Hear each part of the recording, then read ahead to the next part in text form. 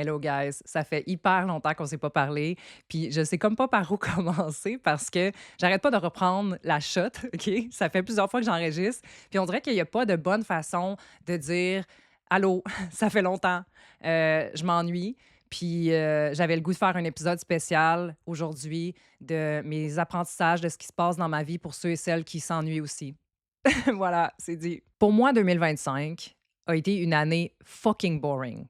Certaines personnes ont l'air d'avoir vécu le gros chaos, les gros défis, mais on dirait qu'à chaque année, c'est la même histoire qui se produit. À chaque année, ils sont comme Fuck, cette année-là a été tellement difficile, là, j'ai tout appris mes leçons. 2026 is gonna be my year. mais je pense que toutes les années sont notre année. Tu sais, je veux dire, on vit toutes des défis, là. Il n'y a pas une année qui va nous sauver plus qu'une autre. Mon année 2025, pour moi, c'était une année un peu plate où ce que j'ai dû faire des choix d'adulte pour avoir une certaine sécurité puis liberté que je recherchais au fond. J'ai tendance à pas fuir mes problèmes, mais juste choisir plus le plaisir ou dans le passé, du moins, c'est ce que je faisais.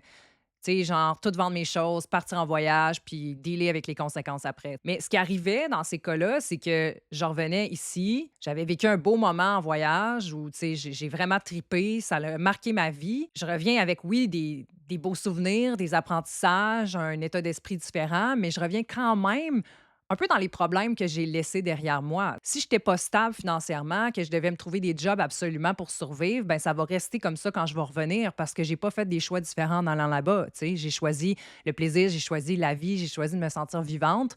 Mais au final, j'en reviens un peu dans ma marde. Fait que j'avais pas envie de vivre ça en 2025. Ça faisait 1 an que je voulais aller au Portugal, OK? 1 an avant 2025, donc tout 2024, j'étais là, Portugal, Portugal, Portugal, faut que j'aille au Portugal. Je voyais des tartelettes portugaises, je voyais du monde qui allait au Portugal. Je voyais ça tout comme des signes. Je sais pas pourquoi j'étais obsédée de même, puis en fait, j'aime vraiment encore ça, puis j'ai encore envie d'y aller.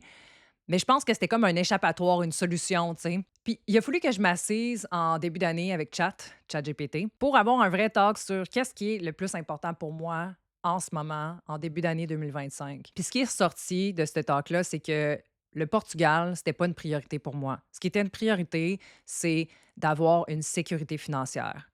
I know, boring, right? En étant à mon compte, j'ai pas le choix d'avoir un coussin financier si je tombe malade. Puis même pas à son compte, je pense que c'est vraiment essentiel d'avoir 3 mois de salaire de côté pour que s'il nous arrive quoi que ce soit, on n'est pas dans marde. Je pense aussi que d'avoir de l'argent de côté nous permet ou nous donne cette sécurité, cette confiance-là, que s'il arrive quelque chose, on est correct, qu'on peut se permettre certaines choses si on les veut vraiment.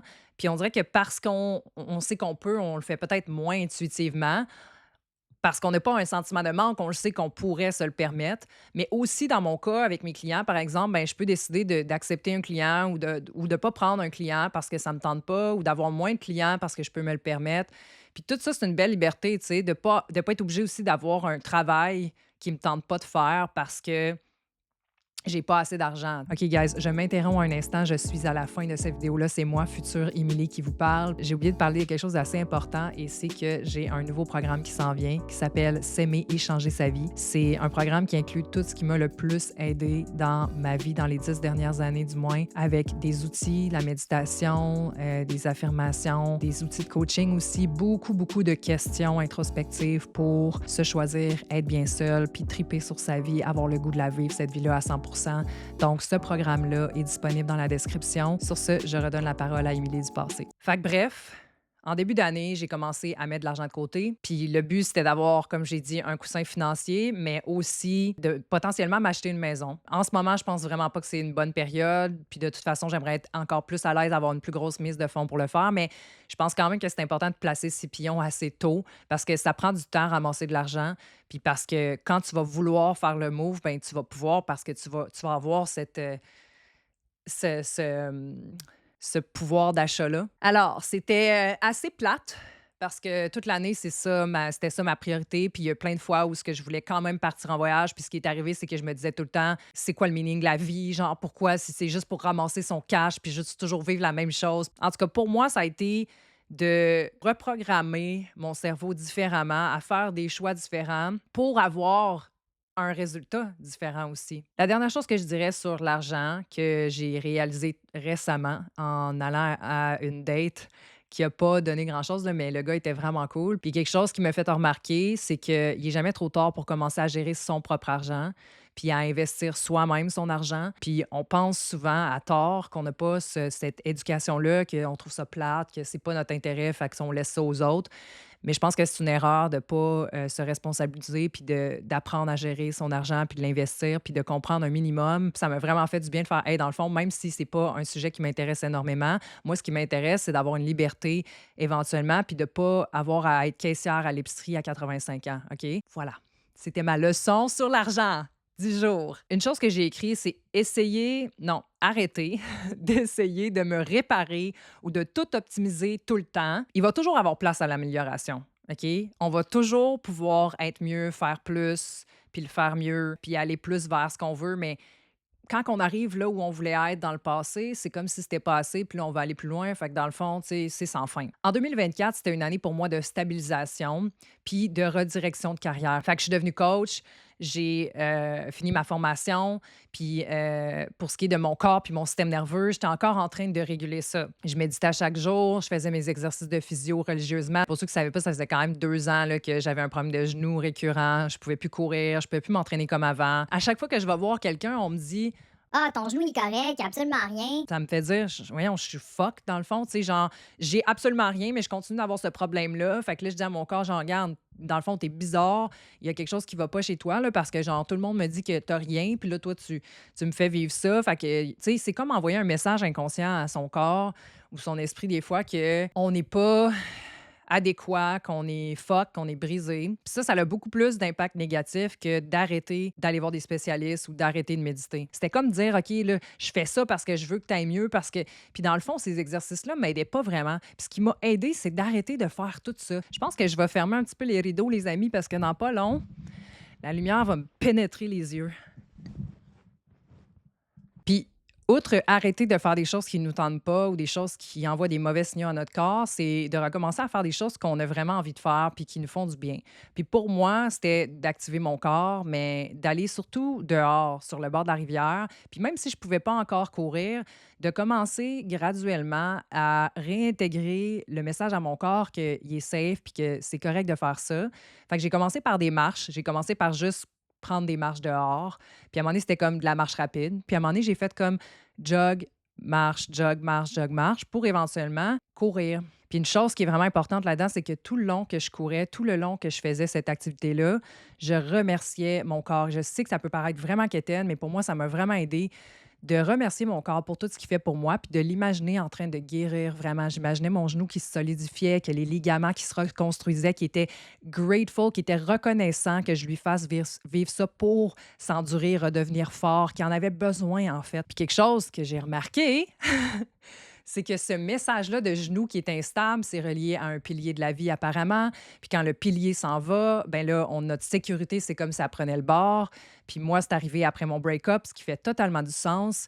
Puis à chaque fois que je date, puis que je deviens anxieuse, que je suis pas rassurée dans ce contenant-là, mon genou recommence à fucker. Fait que c'est pas relié à mon entraînement parce que maintenant, je m'entraîne, je fais plein d'affaires, je fais des sauts, tout ça. Mais quand je date, esti, mon genou me lâche. La dernière fois que c'est arrivé récemment, c'est là que j'ai catché. Parce que je date vraiment pas souvent. Puis là, ça fait 3 fois que ça m'arrive que quand je date puis que je me ramasse dans une situation où je suis anxieuse, mon système nerveux reproduit un peu l'instabilité qu'il a vécue, j'imagine, lors du trauma de mon break-up. Puis il me refait vivre ça. Puis c'est juste un signal que je suis pas au bon endroit, dans le fond. OK, je vais y aller avec un point qui est en lien avec ce que je viens de dire, qui est que dater me ramène souvent à une instabilité émotionnelle que je reconnais quand même de plus en plus. Ce que je réalise, c'est qu'il y a un lien quand même entre le feeling de l'abandon, le feeling du rejet, le feeling de triper sur quelqu'un qui finalement me choisit pas.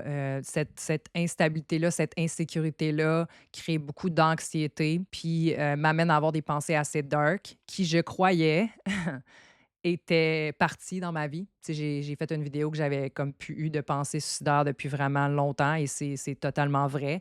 Par contre, ce que je remarque, c'est que quand je tripe sur quelqu'un puis que la personne part, ça va chercher une blessure, ça va toucher à quelque chose qui me fait extrêmement mal, qui me donne plus vraiment de raison d'être là dans le présent, qui me donne envie de disparaître. Même si c'est pour un bref instant, OK, c'est quelque chose qui est revenu récemment, très brièvement, qui m'a fait Pas peur, mais juste qui m'a déçue. C'est comme si je me disais: «Je peux pas croire que je suis encore là». Puis je pense que l'important, c'est plus qu'est-ce qu'on fait avec ça que de se sentir mal de le vivre parce que ça, c'est complètement humain. Puis je peux peut-être pas savoir de où ça vient, mais je peux clairement envoyer un autre message à mon cerveau, puis être là pour moi en respectant comment je me sens, puis en allant pas profondément là-dedans parce que c'est pas une vérité.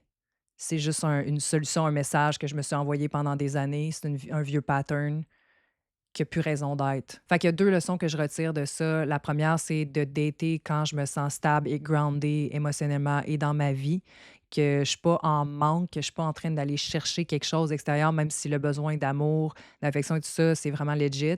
Mais juste comme d'être bien dans ma vie quand je suis en mode dating, c'est essentiel. Je me sens plus stable, je prends pas les mêmes décisions, je me sens mieux pour gérer, le rejet ou moi rejeter quelqu'un. La deuxième chose que j'ai, constatée, c'est que c'est un peu mes choix, tu sais, de vie. C'est qui je choisis de laisser rentrer dans ma vie qui me décalisse après aussi, tu sais. C'est comme de se responsabiliser sur les choix de dating qu'on fait. Tu sais, on peut pas éviter de rencontrer des colons, mais c'est plus qu'est-ce qu'on fait avec ça, tu sais. Est-ce qu'on choisit de rester là-dedans? Est-ce qu'on choisit d'entertainer ça pendant une couple de semaines? Est-ce qu'on laisse des portes ouvertes? Est-ce qu'on essaie de se convaincre que cette personne-là va changer ou que ça fit quand, dans le fond, profondément, on a une intuition qui fait comme, man, ça marche pas, là. Puis juste d'être capable de respecter ça, puis d'être capable de laisser aller, là. Parce qu'on se crée énormément de souffrance, puis de drama complètement inutile, dans le fond. Tu sais, toutes les heures que j'ai passées à composer des textes parfaits pour essayer de faire une genre de leçon à la personne ou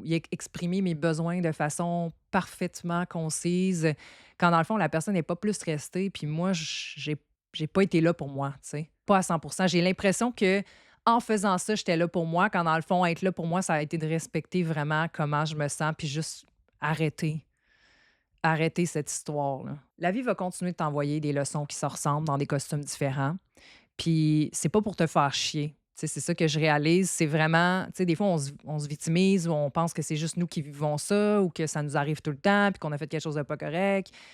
Mais c'est plus de remarquer les subtilités, l'évolution aussi là-dedans parce que c'est pas nécessairement la même chose, mais on a encore un petit quelque chose à apprendre. Puis c'est comme, OK, qu'est-ce que j'ai à apprendre de ça sans se taper sa gueule? Plus on remarque les subtilités, plus on respecte comment on se sent là-dedans, plus vite on passe à autre chose rapidement et on se rapproche aussi de ce qu'on veut réellement. Le prochain point m'est venu en prenant ma douche l'autre fois, puis c'est que il faut apprendre à laisser aller quand on sait que c'est pas fait pour nous parce que sinon on se laisse aller nous-mêmes.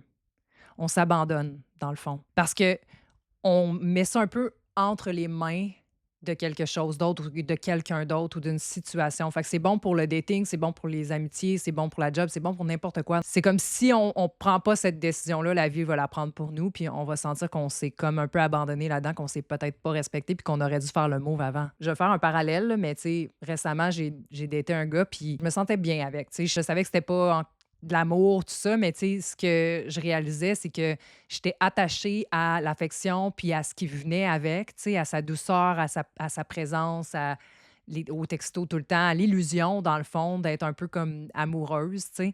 Quand dans le fond, quand on était ensemble, ou des fois, j'ai remarqué qu'il y avait vraiment des moments awkward de silence, puis que, tu sais, dans le fond, les conversations restaient surtout en surface, puis, tu sais, c'est pas quelque chose que tu peux vraiment forcer ou qui va nécessairement venir avec le temps quand ça fait comme une couple de dates. Tu sais, le message devient de plus en plus fort. Puis on dirait que j'avais quand même le goût de rester là-dedans parce que là, les vacances des fêtes arrivaient. Puis j'étais comme, tu sais, on va avoir du fun, on va se coller. Tu sais, j'étais comme dans, ah, je vais prendre ça parce que ça me fait sentir bien, puis c'est mieux que rien. Cette mentalité-là, ben, on la traîne un peu partout, puis je trouve tellement que c'est québécois, mais peut-être que, tu sais, les gens d'ailleurs, dans d'autres pays, la France ou peu importe, vont se reconnaître quand même là-dedans. Tu sais, nous, on a une expression qui est né pour un petit pain, puis c'est très québécois de se contenter de ça parce que c'est mieux que rien. On dit souvent: «C'est mieux que rien, c'est mieux que rien». Mais moi, j'ai pas envie de me contenter de minimum. Je dois apprendre à dire non plus souvent, puis de me questionner vraiment plus souvent à savoir: «C'est-tu vraiment ça que je veux? Comment je me sens? Comme, c'est quoi l'impact que ça a de garder ça dans ma vie? Est-ce que je le garde juste parce que je sens un manque en ce moment? Parce que je me sens toute seule? Parce que c'est mieux que rien?» Je sais pas, je me suis rendu compte que je faisais ça vraiment, vraiment souvent. Puis là, je suis en train de pratiquer, ma phase du non. J'ai envie d'être excitée. J'ai envie d'avoir du fun. J'ai envie que quand je vis un moment avec quelqu'un, c'est une vraie connexion. J'ai pas envie de perdre mon temps à entertainer des choses qui sont à moitié vraies, qu'on est comme dans une pièce de théâtre, puis qu'on fait comme semblant que ça pourrait donner quelque chose. Parce que comme j'ai dit au final, si tu laisses pas ça aller, si t'es pas honnête envers toi-même, envers la personne, si tu nommes pas les choses pour ce qu'elles sont, ben ça finit par te péter d'en face anyways. Ça finit par soit être calissement boring ou l'autre personne s'en va ou toi, tu as passé tellement de temps à faire ça que tu as pas exploré les autres aspects de ta vie que tu aurais vraiment plus nourri. Peu importe à quoi ça ressemble au final, c'est jamais vraiment positif de pas s'écouter là-dedans puis de se complaindre à faire quelque chose qu'on n'a pas vraiment envie de faire. Même si on a quelque chose à gagner de ça puis ça nous fait sentir bien sur le moment. Ce que je me suis rendu compte, puis c'est pas une méga révélation pour moi, mais c'est que souvent, puis je pense que, tu sais, peut-être que certaines personnes peuvent aussi se reconnaître là-dedans. Quand on se complaint, c'est souvent parce que c'est mieux, bon, comme je disais, mieux que rien. Puis dans notre tête, c'est comme si on vivait le rien, tu sais. C'est comme si, pour moi, j'ai tellement de moments tout seul que je préfère faire des activités qui me tentent pas vraiment ou voir certaines personnes que je connais pas tant que ça avec eux ou m'accrocher à un certain gars par rapport parce que des fois, c'est mieux que de rester tout seul encore. Même si je suis vraiment bien tout seul, puis que j'apprécie vraiment tout le temps que j'ai pour moi, que je prends soin de moi, que je m'aime vraiment, honnêtement, tu sais, puis que j'ai pas besoin de quelqu'un. Je pense qu'on a tous besoin d'affection puis d'amour, puis qu'à un moment donné, on peut s'accrocher à certaines choses parce que c'est mieux que de se sentir tout seul. Mais c'est ça, on peut aller vraiment trop loin dans la solitude, puis ça peut ça peut backfire, comme on dit, ça peut nous nuire plus qu'autre chose parce qu'on se met à faire des choix en fonction de ça au lieu des choix qui sont vraiment alignés avec nous. Ça fait 3 ans que je suis célibataire, que je suis à mon compte, que je travaille de chez moi, puis que je vois pratiquement personne à part mes amis de temps en temps. Puis je suis chanceuse parce que j'ai vraiment des bons amis, puis j'en ai plusieurs, puis je suis vraiment, je me sens vraiment reconnaissante de ça, mais tout le monde a sa vie, puis moi, j'ai comme trop de temps. Ce qui a l'air d'être un beau problème, mais qui peut vraiment amener beaucoup d'isolement. Puis dans la dernière année, j'ai vécu beaucoup, beaucoup de temps seule, puis je suis comme vraiment écœurée dans le fond.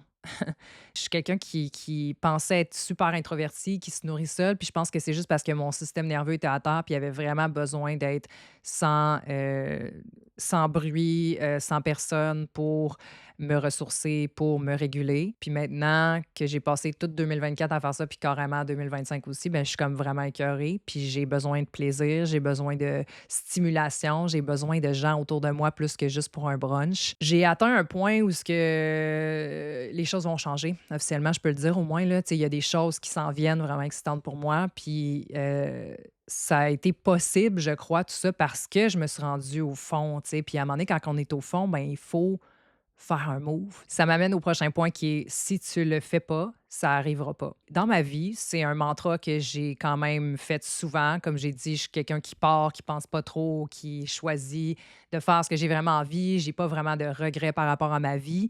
Mais dans les derniers 2 ans, je dirais, parce que je voulais me stabiliser, me réaligner, si on veut, puis de me sentir bien financièrement, puis dans mon système nerveux. J'ai choisi le confort, la routine pour me sentir mieux. Mais ce que ça a fait, ça, c'est que je me suis mis à avoir peur de sortir de ça. Puis peu importe si tu te sens aligné ou pas, je pense qu'on peut tous sentir qu'on veut quelque chose, mais qu'on s'empêche de le faire parce qu'on se trouve des raisons qui font vraiment du sens en ce moment, mais qui nous rendent aussi très misérables, puis qui nous font sentir paralysés, puis qui nous font sentir mal parce qu'on se dit, Chris, je devrais faire ça, je veux faire ça, c'est ça, je veux, mais genre, je peux pas, ou genre, je suis pas capable, je le sens pas, ou je veux-tu vraiment faire ça dans le fond? Tu sais, tu te mets même à douter de ce que tu veux vraiment parce que tu es quand même confortable dans ton inconfort finalement. Pour moi, c'était pas tant de la marge, j'ai une belle vie stable, mais c'est vraiment fucking boring, puis j'ai le goût de vivre autre chose, puis je suis tannée de vivre la vie d'adulte, puis je me reconnais pas vraiment dans ça, puis c'est comme je me disais tout le temps, il existe-tu juste ça? C'est comme si j'étais en train de mourir à petit feu, à juste faire la même chose tout le temps, puis que je me dis, il faut vraiment que ça change parce que sinon, je vais juste pas crever, mais je peux pas, là. Tu sais, la vie, c'est pas tout le temps de l'aventure, c'est pas tout le temps de la stabilité. Je pense que c'est un équilibre. Ça paraît comme un peu, genre, facile à dire de même, mais tu sais, il y a des moments qui sont faits pour qu'on se stabilise, puis il y a un moment aussi où il faut reconnaître qu'on est vraiment plus bien dans le stable, puis qu'on a envie de vivre autre chose. C'est dans notre nature humaine de caveman d'évoluer. Je me suis trouvé toutes les excuses pas possibles pendant des mois à dire, Je vais me remettre dans la marge, je vais partir puis je vais revenir dans ma marge, je l'ai déjà vécu. tu sais, on a aussi des expériences passées qui nous ont fait un peu peur puis qui nous font penser que de refaire ça, c'est de revivre un peu la même chose. Fait que c'est bon de se questionner, c'est bon de prendre un moment puis de faire, OK, là, je veux pas non plus être impulsif puis juste comme crisser ma vie là, puis tu sais, mais quand ça fait des mois, puis que c'est comme si ça faisait effet boule de neige un peu, tu sais, ça devient de pire en pire, on se sent encore moins bien. Puis, à un moment donné, ça prend tellement de place qu'on n'a pas le choix. Tu sais, on peut plus ignorer le fait qu'on n'est pas bien, puis c'est pas ça la vie qu'on veut finalement, là. Puis c'est d'arriver à prendre action parce que si tu le fais pas, ça se passera pas. Il y a personne qui va rentrer dans ton salon qui va faire, OK, girl, today's your day. c'est genre, non, il faut que tu pèses sur le piton, il faut que tu le fasses, là. C'était la première fois, je pense, de toute ma vie que je me sentais autant paralysée, j'ai vraiment compris ce que les gens peuvent vivre quand ils vivent beaucoup d'anxiété puis sont pas capables de passer à l'action. Tu sais, des fois, on n'a pas aussi l'énergie mentale de le faire. Tu sais, je me rappelle quand j'étais pris à une ancienne job que je nommerai pas le nom, mais c'était hyper toxique, puis je voulais vraiment changer de travail, mais tu sais, j'étais tellement brûlée, j'étais tellement drainée que le soir, tout ce que je voulais pas faire, c'était de chercher un nouvel emploi, là, puis de passer des entrevues, puis j'avais juste pas cette énergie-là, fait que je me sentais vraiment pris là-dedans. C'est dur de sortir de ce genre de mood-là, tu sais.